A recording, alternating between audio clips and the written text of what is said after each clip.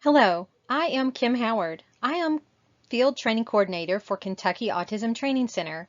Today, we are going to talk about functional communication training. Thank you for joining me. We know that effective communication is critical for everyone. Take a few seconds and think about, why do we communicate? Why do we communicate? So, we communicate to request help or to gain information. We communicate to gain access to things that we want and need. I need a cookie. We communicate to inform others. For example, today we will be going to the store. We communicate to express emotions. I am so happy, or I am frustrated. We communicate to label things. That is a red truck. We communicate to comment. The Reds are having a great season. The average 18-month-old has been exposed to 4,380 hours of oral language at a rate of only counting 8 hours a day from birth. So in those first 18 months, they're getting over 4,000 hours of oral language exposure. A child who has a communication system or an AAC type device receives speech therapy, usually at best 2 times a week, maybe 3 times a week in some districts, for 20 to 30 minutes per session. So about an hour a week, best hope. They're going to reach that same amount of language exposure using their AAC device in 84 years. When I first saw this information, I thought, that doesn't sound correct. That can't be possible. But unfortunately, it does seem to be the case. We know that language users who are using AAC are exposed to much less language.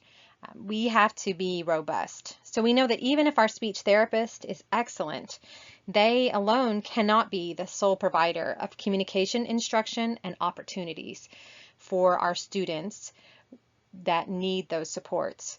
We have to partner with them to provide many opportunities for a rich communication environment in the school setting. We have to partner with them to make sure that if we're in a family home, if we're parents, that we are providing opportunities in our home for our children to communicate with their device. And we need to be modeling that whenever we possibly can. Communication is the foundation for social skills, play skills, and academic skills. As a classroom teacher, I realized that if all of my focus was on academic skills, but not on how they would be able to communicate what they knew to me, or if my instruction on social skills left out important components, like how to ask for a break so that a child can self-regulate, I was missing the bigger picture of the whole child. We know that the average 3 to 4-year-old are going to be able to answer simple questions and ask simple questions involving who, what, when, and where. We know that probably they can make around 4-word sentences. For example, I go to school. They may have grammatical errors, but they can speak those simple sentences. And they should have between 250 to 500 words on average and tell a simple story. I tell you this information because I frequently see families and schools that hesitate to introduce AAC, or augmentative and alternative communication, because a child has some words, with the fear being that augmentative communication will keep them from developing their full speech abilities. I want to tell you that research tells us that augmentative communication can actually help build a bridge for some children to spoken language. And I've seen this in my classroom. Students that speak 10 to 25 words clearly, but they are 6, 7, 10, 12 years old. And think about it. If for the rest of my life I was only going to have 10 to 25 words, what words would I pick? It's almost impossible. If you think about the comparison of, I frequently am told, well, they have speech, and they do. That's 100% accurate, and that is wonderful. I'm so thankful that they have the ability to speak those words. But I'm hoping that through this this webinar today, you will be exposed to the fact that those are not enough words. We need to provide them with opportunities and access to be able to communicate more fully. And hopefully, augmentative communication can help partner to do that and give them options for being able to express themselves more fully. Basic conditions that we need for communication to take place. So we need at least two people who understand each other. We need a form, a way to send the message. Maybe that's spoken language, maybe that's an email. That could look a lot of different ways, and we'll go into more detail in the next slides. We need a content, something specific to talk about. For me, it's very close to summer vacation. I want to talk about vacation. Maybe we also need a function. So what is our reason and purpose to communicate together? Well, our purpose is to make plans together and talk about our plans on vacation. Pause for just a minute or a few seconds and think about what forms of communication have you used today? What are some of the different forms of communication? Well, it might be speech. It could be body movements or gestures. It might be facial expressions. It could be the use of an object or a symbol or picture symbols. It might be manual or sign language. No one form of communication meets all of anyone's needs or all social situations. If you think about, I am a hand talker. When I am speaking, I also make gestures with my hands. I'm using facial expression and body language. All of those go together as a part of our communication. When we are thinking about how to get started, or if we've been involved in teaching communication to a child or a student for many years, it's really important that the communication that we are trying to teach, whatever skill that we are trying to teach them in regards to language, it has to be motivating. They have to want to participate. It needs to be functional in that it gets their meaning and the words across that they are trying to communicate. It needs to be meaningful to the circumstances and the process of where they are at in their life skills and in their age currently. It needs to be based on the person's preferences. If I am trying to teach someone to communicate with me, and I personally like to talk about rocks, but the child or the student does not enjoy talking about rocks, but they very much enjoy talking about, I'm going to age myself here, bubble guppies, or they very much enjoy talking about Bluey, I'm going to be much better off, especially in the beginning, to talk about the things that they are interested in. And for some students or children, their preferences, the things that they will want to talk about it will always be very important, right? It will always be that high motivator, and it may take them a long time to be willing to speak about things that they are less interested in, even using AAC. So don't give up, right? Find out what is reinforcing to that student, what kinds of things do they like to do. If I'm thinking about this from my classroom perspective, I am looking for what kinds of things does this child gravitate to. If I turn them loose in my classroom and I'm not placing any demands on them or asking them to do anything, I'm thinking about what kinds of things do they go to. Do they go towards the block? Maybe they gravitate towards the iPad. Maybe there's a specific game there that we could start communicating about. Maybe it's a young or an early child, and maybe early childhood, maybe they gravitate towards the block center, and so maybe we could communicate about blocks. I'm not sure, but it's definitely something that I would want to consider and think about so that this child or student is motivated to participate in the conversation. I'm not the one directing it as the adult. I am taking into consideration their needs and interest and where they are at in what age span and what part of their life they're in. Maybe there's some things that are more relevant to talk about. I have a student in the past that he liked to talk about food using his AAC. He very much was highly motivated to talk about food. He liked to watch chef videos. And it was a great place for us to bridge some of those communication pieces. And he was a willing communicative partner when we spoke about the items that he was very interested in. We know that there are barriers to supporting communication, even in the school system. When I was first in the classroom, even when I was many years into the classroom, there is limited training, especially pre-service. When I'm first graduating college and I was a fully certified teacher, there was very limited training on communication strategies for teachers. My assumption was that my speech therapist was the one who was trained. Only when I got into the classroom, I found out that most speech therapist training is very limited in the speech therapist functional communication training, or AAC type of training for them as well. So everyone is coming into the setting and there is limited training for on both sides. And as a teacher, as a person at large, you have to seek out opportunities like this one and many others that are out there to engage in conversations about communication and understanding some of the pieces and parts, the nuts and bolts that we all need in order for good functional communication to happen.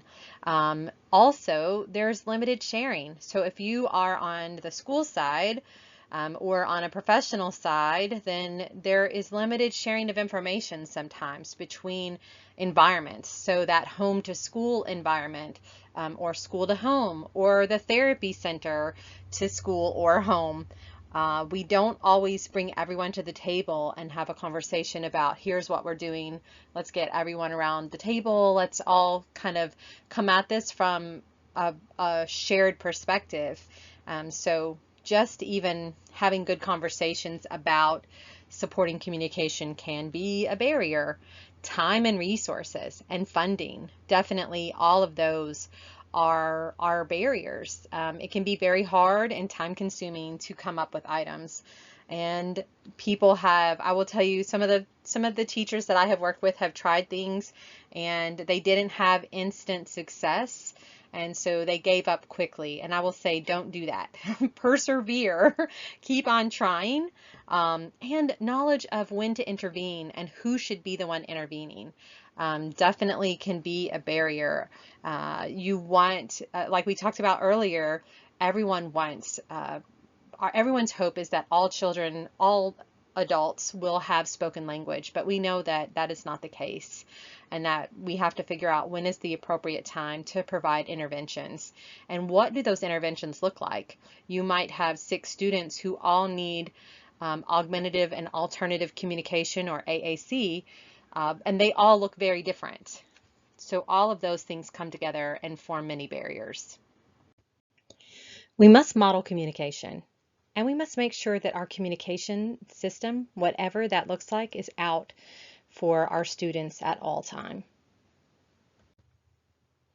Today, we are going to talk about using functional communication training.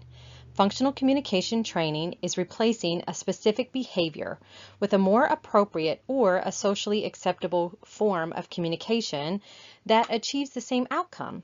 So for example, it is a child previously has cried and pulled on your hand to get access to a cookie. Instead, you would give them a picture card and teach them to access cookies by using that picture card. We're going to talk about that in depth today. One of the things that you have to do in order to complete functional communication training is you kind of have to know what is the function of the behavior. So the next few slides, we're going to kind of go through a brief look at how do we determine what the function of a behavior is and what can we do with that information once we have it. All right, so antecedent behavior consequence. These are the ABCs of some behavior intervention that we're going to talk about today. So antecedent is anything that happens before a behavior occurs. It could be you made a request. It could be that the child was sitting alone. It could be that they went to math class. It's anything that happens before there is a behavior issue. The behavior needs to be very specified and defined. We need to be able to see what you're seeing. So don't say tantrum unless you define tantrum, because a tantrum can look different for every child. Throwing a chair is a specific behavior. Refusing to sit down, that is a specific behavior.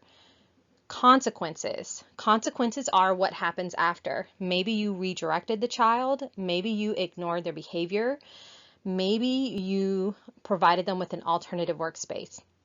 Anything that happens after the behavior occurs.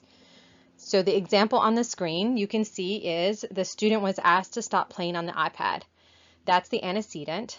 The behavior was the student screams no and refuses to stop. The consequence was a staff member showed them a first then board. We see these every day in real life. This is a 3-term contingency, right? ABC.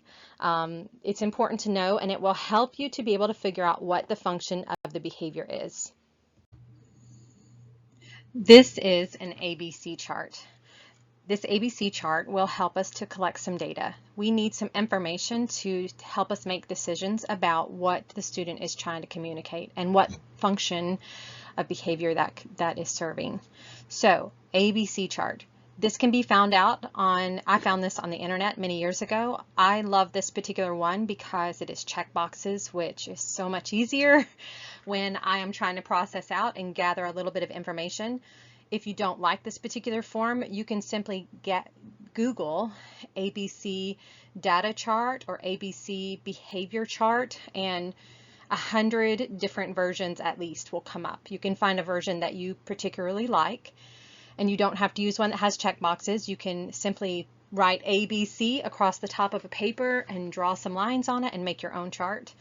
So, however works best for you.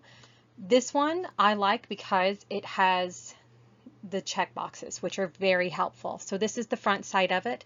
In the A category, you're going to see things like check all that apply. So, and it gives you a reminder of the antecedent is what happened before. So what happened before the behavior? Maybe it was a difficult activity. Maybe someone told that child no, don't, or stop. Maybe they were moved from one activity or place or another. They had issues with transitioning. Maybe it was something about the absence of activities or toys. Maybe they had something going on. Anyways, lots of choices that you can choose. Check the boxes that apply. It has a place in the middle for the behavior, and it reminds you once again, the behavior needs to be specific. I tell people write that behavior in and then make photocopies. So I'm not writing a new behavior every time. If this is the specific behavior I am taking data collection on now, or you can leave that box blank and maybe you're seeing a lot of behaviors and you're having to change that up depending on what's going on in the moment. And then the last box is the consequence, and it reminds us that the consequence means what happened after the behavior. So what are some consequences that this offers? Maybe they were ignored by other children. Maybe they were given attention. Maybe the child needed to sit. Maybe they were removed from the activity or area. As you can see, there are lots of choices and things that might happen after a behavior occurs. Anyways, I like this particular chart. If you don't, that's fine. You don't have to use it. There are a lot of different versions out there and you can find the one that fits you best. You just need to take enough data to be certain about why is this behavior occurring? What is the purpose of this behavior? And we'll talk about, we'll go further into that. This is the back side of that same ABC data chart we were just looking at, and this is why I love it, is that on the back side, it offers suggestions of strategies that you might try to use. So change you means change the adult, right? Change the adult in the environment. Maybe you need to use positive language to tell the child what to do. Maybe you need to use visual supports to show the child the sequence of the activities. Maybe the adult needs to cool down and provide some cool down strategies. Maybe we need to add some of the child's interest and things that they like into the activity. Maybe they need a sensory or a movement break built into their day during this time, right? So a lot of options in that category, and you can read all of those yourself. In the change the child category, this means how are we going to support this child? So we need to teach the child some things. Let's teach them some new strategies. Maybe we need to teach them pause and think. Maybe we need to teach them a new skill with a scripted story. Maybe they need visual supports or some sort of sign to communicate, like functional communication, or some other version of that, right? Maybe we need to teach children some options for problem solving under Change the Child. So the last category is change the consequence. So under change the consequence, we are looking at, do we give attention after they do the right thing? So we need to provide more positive attention. Maybe we need to do things like offer them a reward. We need to build in some sort of reinforcement for them.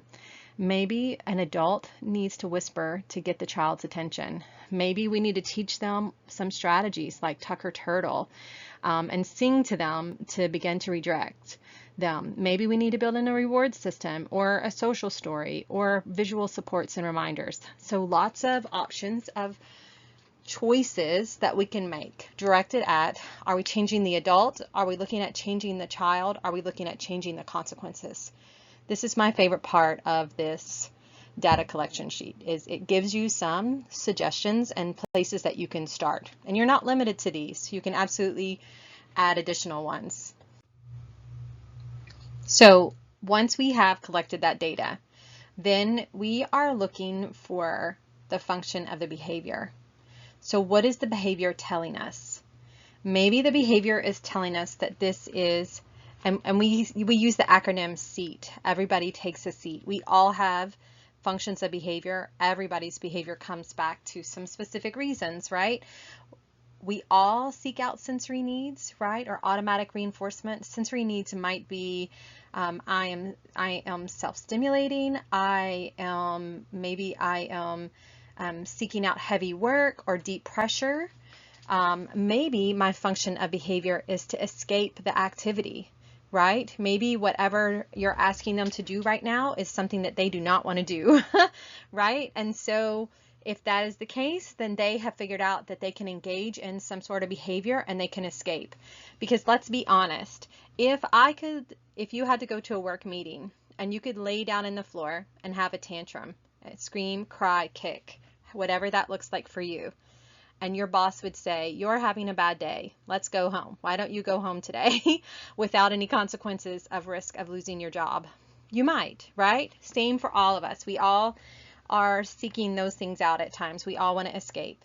Attention-seeking behavior. I want your attention. Positive attention or negative attention. Children do not know the difference. So if you're yelling at them, that is attention, right?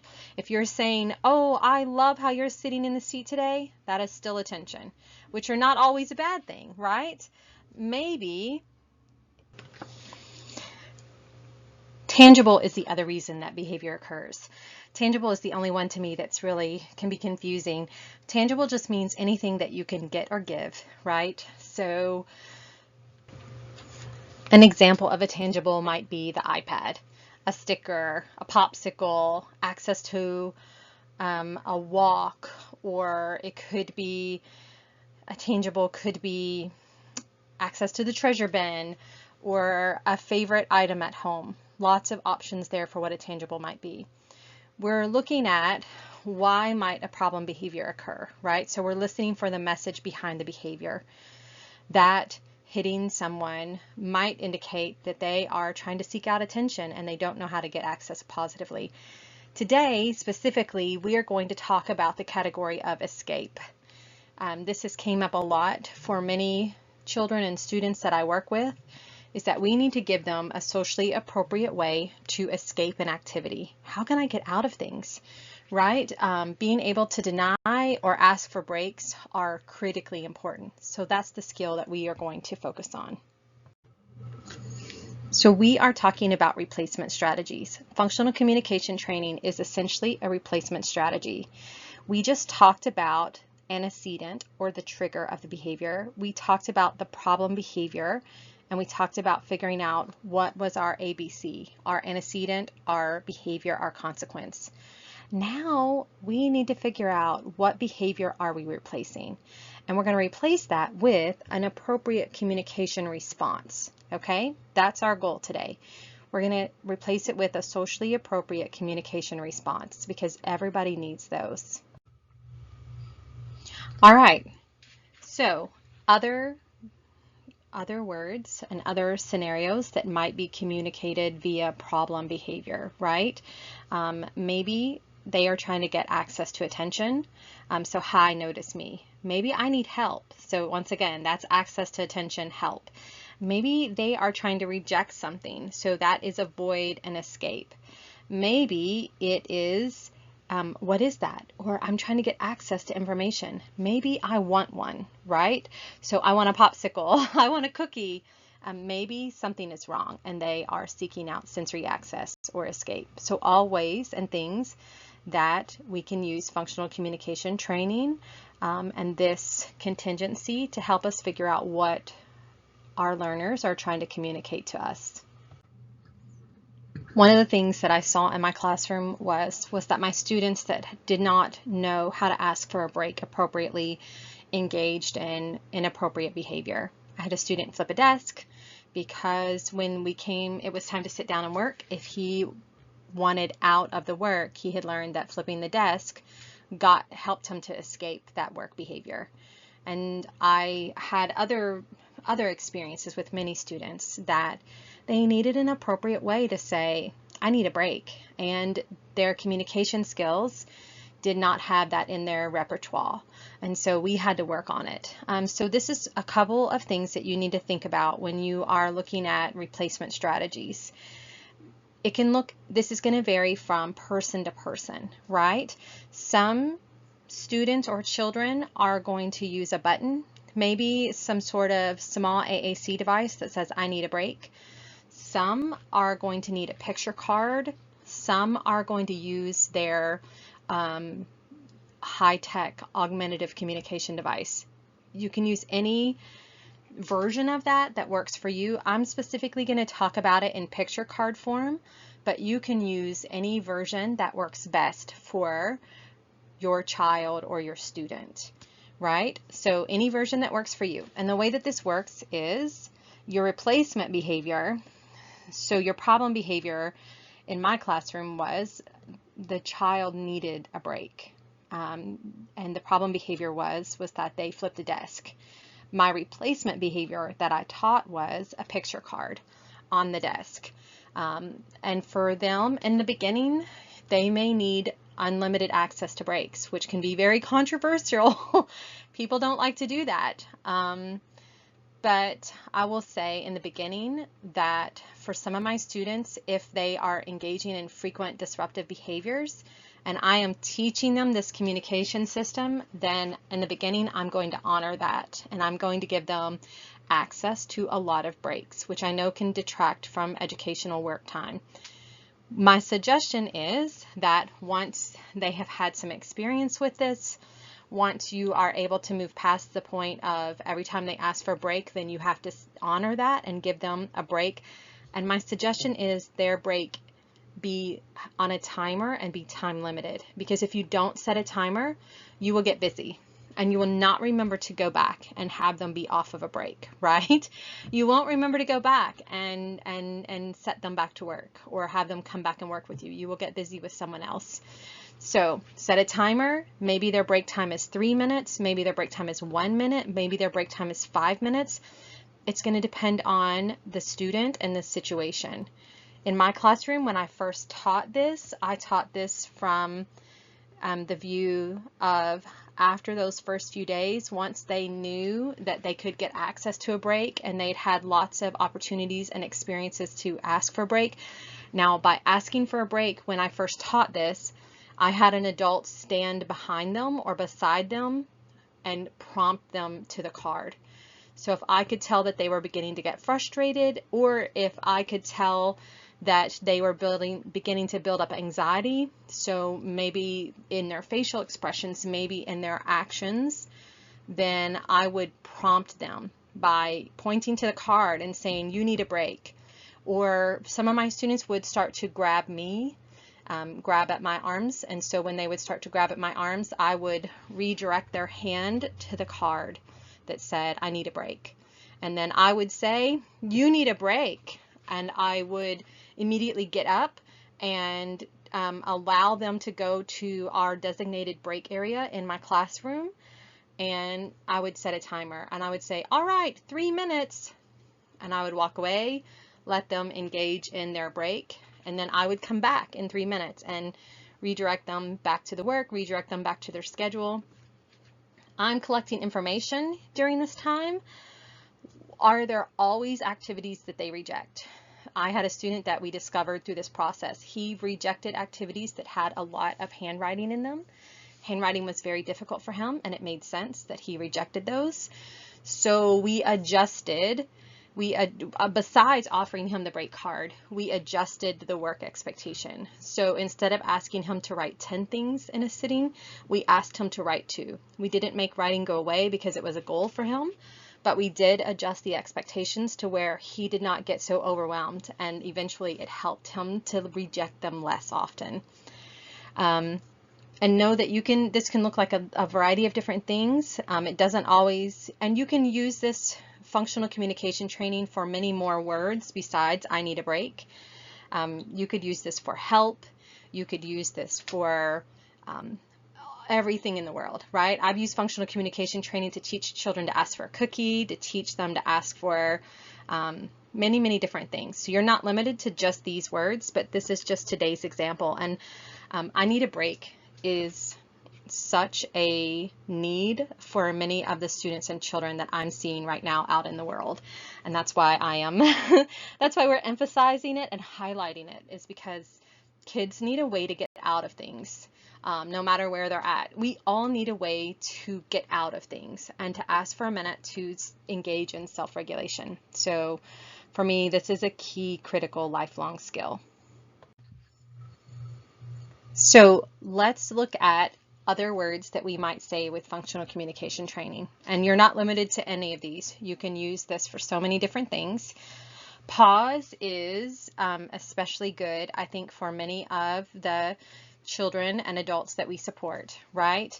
Pause is something that they're going to be familiar with because of the worldwide internet, right? Or video games, YouTube videos, watching movies, all of those, they may be familiar with hitting the pause button, going and doing something else, and then coming back.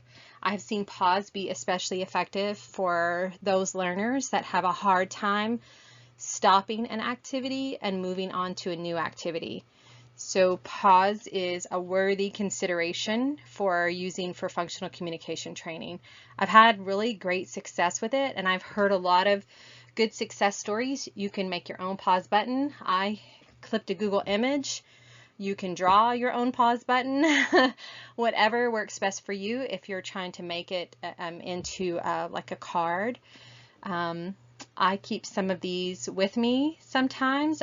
Some of the circumstances that I have seen pause buttons be used is a student, it needs to move from one activity to another, so it's time to transition.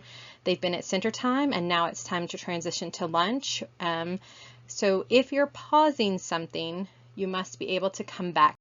Thank you for watching this webinar. Please take a moment to complete the electronic evaluation by scanning the QR code or typing the URL in your web browser.